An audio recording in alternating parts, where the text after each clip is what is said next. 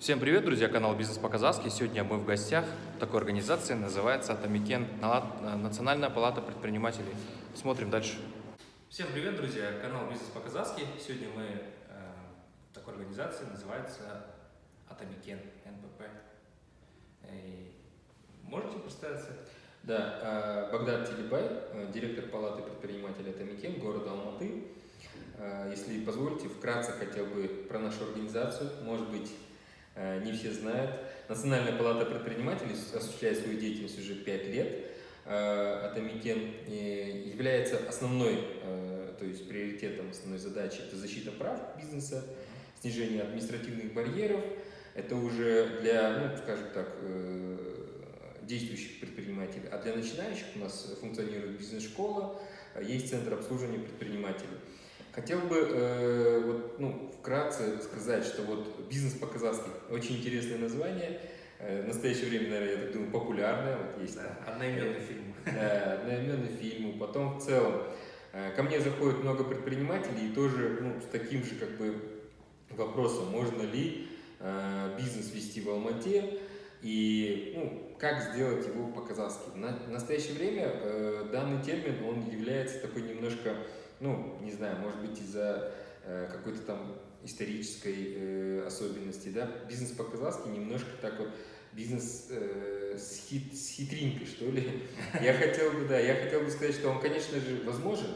То есть дело не в том, что в Алмате, Алмата уникальный город, нет, она с такими же, со своими препонами, с, наоборот, ограничениями. В настоящее время очень сложно, может быть, вы по своему бизнесу знаете, найти хороший участок земли, где можно построиться, или же взять в аренду. Все основные игроки в Алмате уже расставлены, они ведут свою деятельность уже не первый десяток лет. Это я понял, будучи в данной организации. Устоявшийся уже бизнес есть в Алмате. Единственное, мы со своими функционалом, со своими возможностями помогаем начинающим, а также действующим предпринимателям, скажем так, вести свой бизнес. Начинающим мы разрабатываем бизнес-планы, мы им проводим некие маркетинговые анализы, пойдет ли тот или иной бизнес в этой сфере. То есть здесь, особенно в Алмате начинающим, надо прям бороться очень сильно бизнесменам. Также у нас, я хотел бы немножко так рассказать, действует буквально 2-3 месяца Атамекен Services. Данный портал, он является очень большим, скажем так, помощником для начинающих предпринимателей. Там можно также посмотреть и скачать себе договора, то есть договора на поставку, договора на аренду, даже элементарно с трудоустройством, то есть работодателем договор. У нас это немножко в настоящее время в сторону работодателя, арендодателя, они навязывают свои договора. Мы в альтернативу создали базу, где имеется порядка 100 договоров, чтобы сам предприниматель, либо человек, который с предпринимательской инициативы хочет начинать свой бизнес, где-то в аренду что-то взять, он должен скачать и показать, доказать, что нет, есть другие условия. То есть не все может быть в пользу крупных игроков, скажем так. Также в Атамекен Services есть возможность задать любой вопрос по проблеме бизнеса. То же самое, если какие-то препоны со стороны госорганов, либо правоохранительных органов, такие. Или же в целом, третий год человек не может выйти на рынок со своими конфетами. Что в этом плане сделать? Или он импортирует сырье для тех же конфет, очень дорогое. Что для этого надо? У нас есть различные варианты, то есть это подсказать ему либо другую страну, где он может закупать этот импорт, либо какие-то других игроков, другие цены. То есть в том числе и такие от мелких, там нет такого, что мы обращаем внимание только на системные вопросы, которые требуют внесения изменений в законодательство, где порядка уже 100 предпринимателей имеют такую проблему. Нет, мы реагируем и рассматриваем любые проблемы, которые имеются у предпринимателей. Этот сервис, Атамекен Services, он позволяет в том числе для нас так скажем, снимать некоторую температуру по больнице, есть такое вот интересное выражение. То есть, в принципе, бизнес-климат, какой он сейчас в настоящее время, что необходимо сделать для его улучшения, какой настрой по отношению к Акиму в разных регионах, честно говоря, по-разному. То есть бизнес с госорганом не везде выстроены отношения довольно-таки хорошие, как здесь, в Алмате. Есть регионы, где в целом, акимат ведет себя, немножко так более смело, что ли. Здесь я вот вижу, есть демократия какая-то через вот СМИ, через вот людей, которые как вы, сторонник только правдивой информации, вот ведете свой блог. Да. Вы можете там, говорить всю правду. Вот здесь в Алмате достучаться до определенных там людей, высказать свое мнение, неправоту другого оппонента или человека намного проще. Я вот, честно, хотел бы поблагодарить вас за такую возможность. Да, и вот, если есть, хотел бы ответить на ваши вопросы. Да, конечно, спасибо большое. Вот мне часто задают вопросы с регионов в основном, да. По Алмате понятно, многие ходят в ваши центры, то есть проблем нет насчет этого. Вот по регионам, какая основная функция, вот вы уже до этого рассказали, да, основной функционал, и все бесплатно ли ваши услуги, так скажем, это помощь для предпринимателей со стороны. У вас вообще какая организация? Квазигосударственная, государственная или частная организация? Вот про это. Хорошо. Вот я хотел бы, остановиться более подробно тогда. Атамикен, Национальная палата предпринимателей, является общественной организацией. Это не квазигоссектор, не госсектор, не частная структура и так далее. То есть это общественная организация, которая была создана по инициативе главы государства. Мы осуществляем свой функционал, свою деятельность абсолютно бесплатно. То есть все центры обслуживания предпринимателей по Казахстану, они и центры поддержки предпринимателей в районах, это мы их разграничили так в сельских округах, они осуществляют свою деятельность полностью бесплатно. Хотелось бы еще раз, попросить предпринимателей, если есть какие-то либо намеки со стороны консультантов, хотелось бы, чтобы вы обращались, у нас есть горячая линия. То есть мы в настоящее время боремся полностью против коррупции, и если наш консультант где-то намекает о продвижении его бизнес-плана или его проекта в банках второго уровня за определенное вознаграждение, мы это очень сильно караем. То есть такие отголоски, некоторые намеки существуют, но пока таких конкретных фактов нету, но в целом я хотел бы обратиться, если будут какие-то либо посредством вашего канала, какие-то такие факты, хотелось бы, чтобы вы связывались у нас офисы везде всегда доступны, директора всех других палат регионов, они всегда на месте работают. Теперь хотелось бы относительно консультаций, которые осуществляет Центр обслуживания предпринимателей, это бесплатные. В основном очень хорошо востребована консультация, услуга бухгалтерский учет. Во время осуществления, сдачи отчетности в налоговые у нас очень много, поток предпринимателей и очень много заявок в этом плане. Хотелось бы также сообщить, что в настоящее время в Алмате у нас существует клуб бухгалтеров. Мы немножко продвинулись в плане по бухгалтерскому и налоговым отчетностям. Поэтому мы хотели бы предложить, скорее всего, скоро будет такая функция упрощенная сдача упрощенной отчетности. То есть которые 3%, либо еще какие-то упрощенные. Возможно, есть платные ресурсы, интернет-ресурсы в Казахстане, которые оказывают данную услугу на платной основе. Мы хотели, это вообще не сложно, то есть там забивается упрощенка 3% и все полностью. Мы хотели бы данный ресурс создать у нас на площадке и бесплатно, чтобы предприниматель мог просто который осуществляет свою деятельность, скажем так, только начал. Да, не по большим объемам, и он грубо говоря, в один клик, зарегистрировав и так далее, раз сдал все, отчетность. Потому То что есть там упростить всю упростить, процедуру. да, и Кстати, бесплатно это все осуществить. отлично. Потом там есть также одна из услуг — это юридическое сопровождение, разработка бизнес-планов, маркетинговое, IT и так далее. Мы вот с лета прошлого года перешли еще на формат как вот автоматизации, это самообслуживание. То есть мы поставили компьютеры для самообслуживания, как в ЦОМах.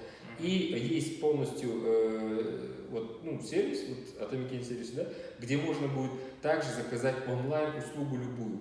То есть здесь в этом плане это все намного упрощается. Люди есть в Астане, которые сидят, там порядка 50 человек, и полностью обрабатывают ту или иную заявку.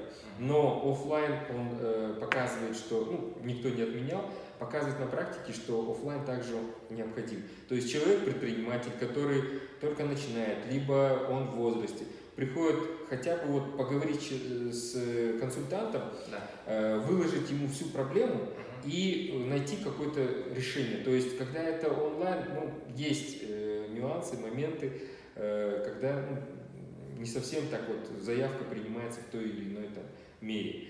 Поэтому офлайн мы оставляем, но в то же время вот век цифровых технологий мы будем потихоньку переходить на автоматизацию.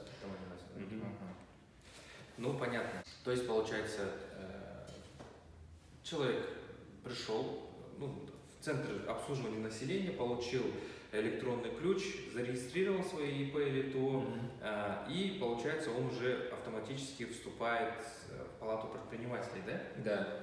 Да. Все вот вышесказанные вами услуги, они осуществляются бесплатно, то есть, я так понял, еще раз хочу объяснить нашим подписчикам, тем, кто хочет открыть свой бизнес и интересуется, увлекается, то есть он встает на защите палаты предпринимателей, да? Да, автоматически, и пользуется всеми услугами, которые мы владеем и в настоящее время оказываем. Ясно. То есть проблем нет здесь. ИП открыл, надо отчет сдать, он может обратиться к вам. Да. И все это будет бесплатно. Регионально, по всему Казахстану. По всему Казахстану. Да. А сколько у вас есть, так скажем, вот в каждом городе или в каждом бывают люди, которые с поселков, там, с дальних, где сколько у вас точек по Казахстану? Так, у нас всего есть филиалы. Филиальная сеть — это 164 филиала. При филиалах есть центры поддержки предпринимателей. И также 17 у нас региональных палат предпринимателей в каждом областном городе или городе республиканского значения. Это 3 города и получается 14 областей. При них есть 17 центров обслуживания предпринимателей. Там сформировано порядка от 10 до 20 консультантов, но нет такого, что прям человек 3 дня ходит, постоянно очередь, не может обслужиться. Нет. У нас есть время, то есть имеется в виду, что вал, если идет, возможно, в течение дня все равно человек там обслужится. Получается, человек зарегистрировался, пришел, то есть я так смотрю, в принципе, с любого города, с любого региона может к себе пойти, да, где ближайшие, да, обслужиться без проблем. То есть у нас здесь по налоговой отчетности, по статистической отчетности тоже, да? Да. Есть какие-то помощь, да? Да. Юридическая защита есть. Юридическая защита. Потом, консультации по IT-сферам, сайт-визитка, например, разработать. Конечно, мы большие платформы не сможем осилить, но такие вещи. Бизнес-план, и другие различные проблемные вопросы. С любыми проблемными вопросами. Потом, если он, например, находится его бизнес в Кустанайской области, но в целом сейчас здесь он приехал погостить и у него произошла какая-то проблема, он может прийти. Тут нет региональных разграничений. То есть в любой город может прийти, любой где он находится, да? Главное, чтобы он был резидентом. Да. Ну, резидентом, да. ясно. Вот смотрите, Атамикен, Национальная палата предпринимателей Республики Казахстан, Атамикен. Еще также есть Центр обслуживания предпринимателей, это также при вас, да, Да, находится? у нас. Центр обслуживания предпринимателей и фонд Дому еще есть, да? Да. Вот не могли бы вы вот именно рассказать о ЦОПе, так скажем, Центр обслуживания предпринимателей, и о фонде Дому? Вот вкратце, вот их функционал, их Да, обязанности. фонд Дому является дочерней компанией Байтерек. Это акционерное общество, ну это квазигоссектор. Дому, он является финансовым агентом. То есть он осуществляет также финансовую поддержку предпринимателей. Что это значит? Он выдает субсидии, то есть некоторую часть процентной ставки, от которой банк выставляет, он погашает за счет собственных средств.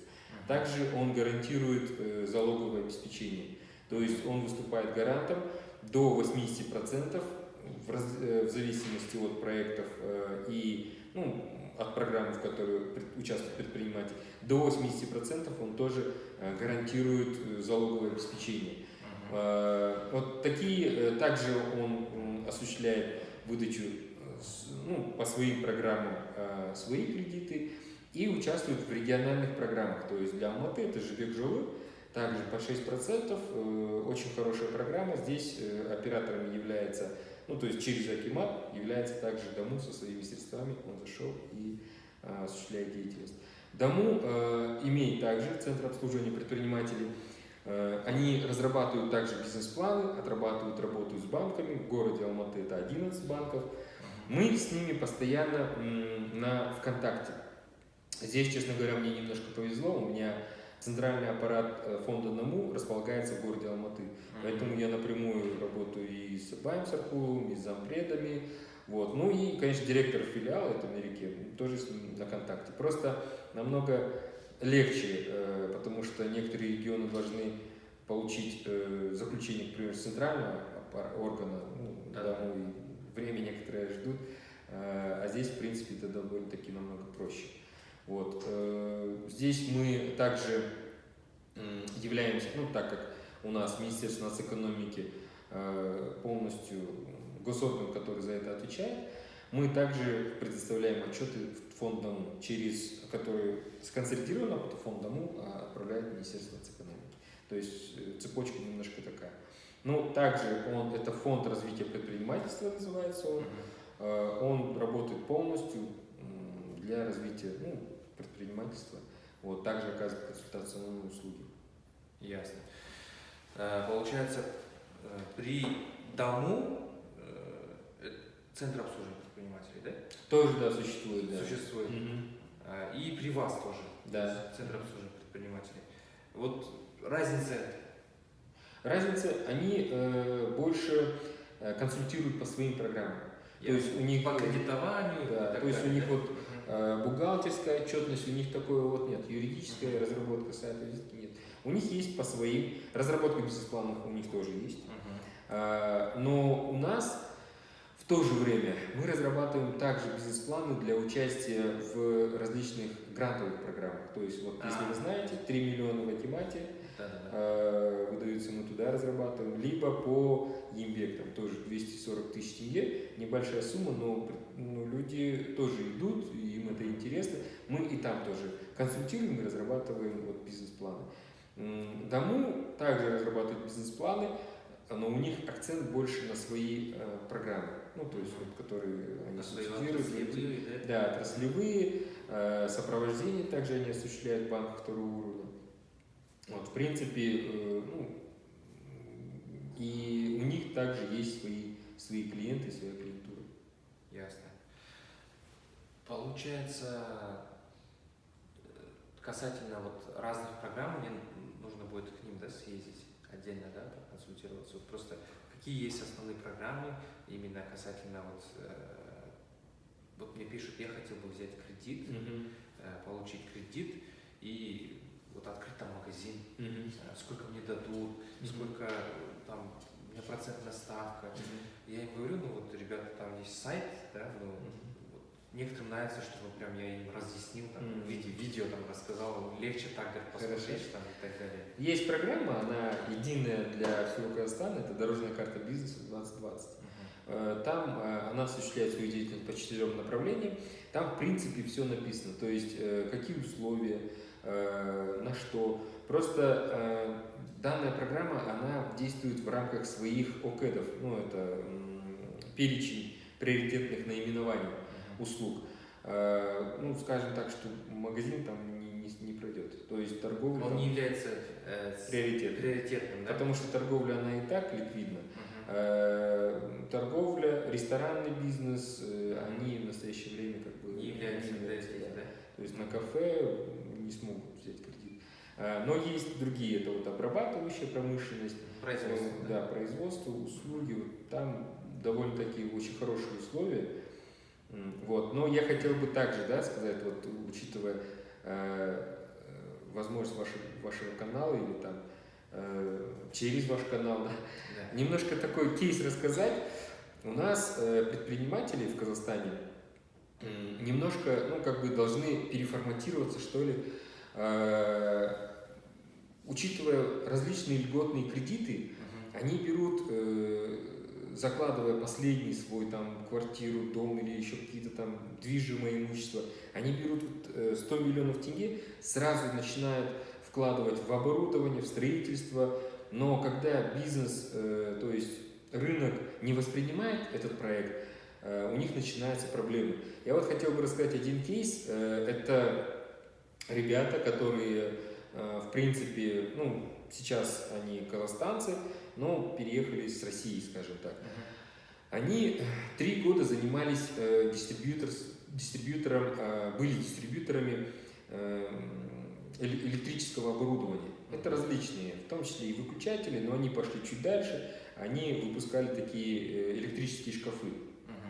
3 года дистрибьюторами они здесь были. Они свой, ну, как бы искали свою нишу. От лампочек, выключателей, там, вентиляционное оборудование, без разницы.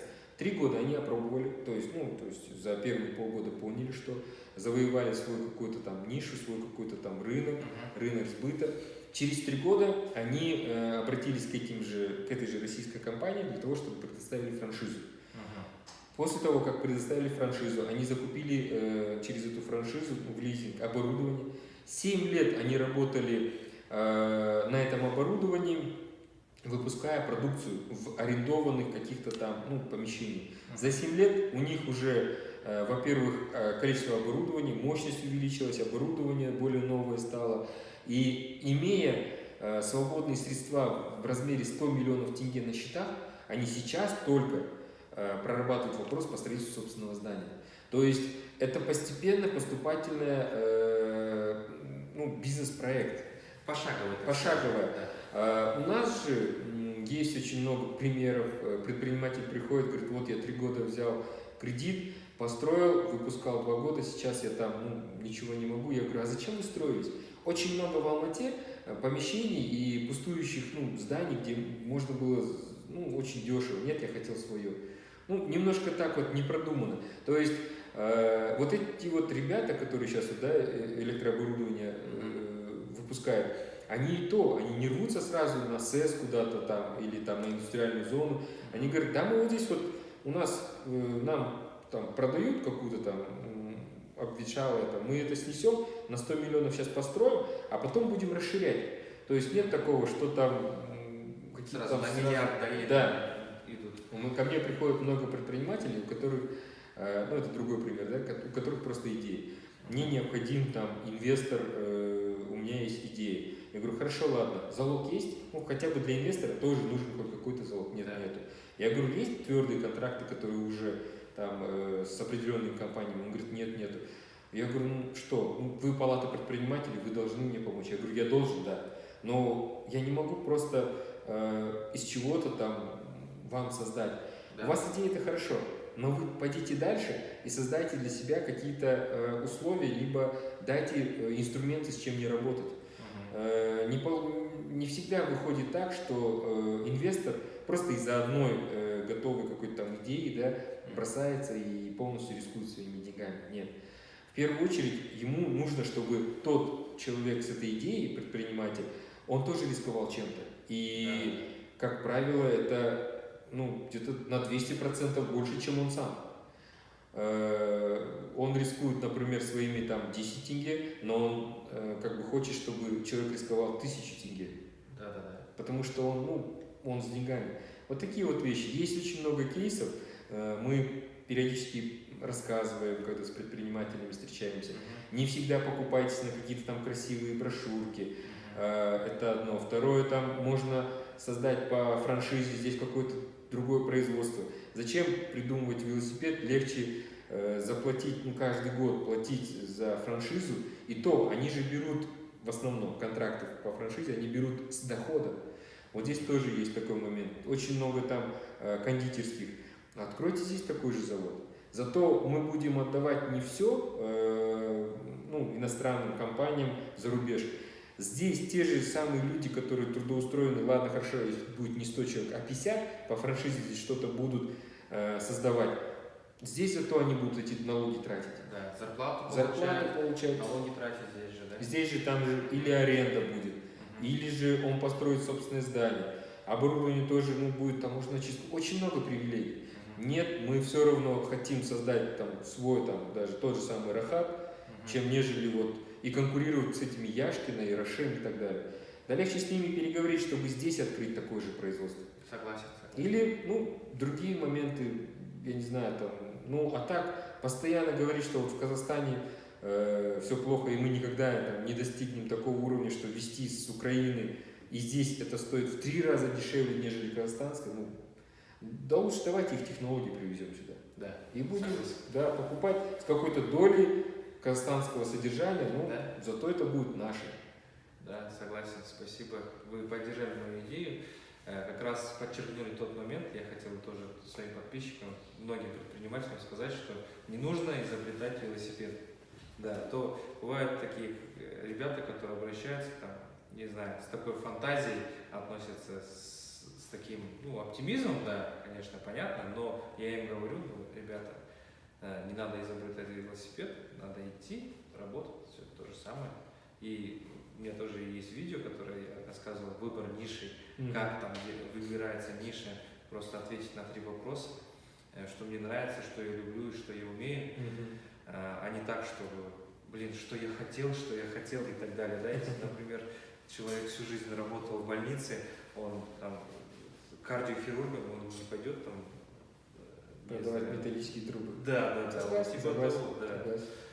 В принципе, я надеюсь, что понятно для наших подписчиков, для наших зрителей.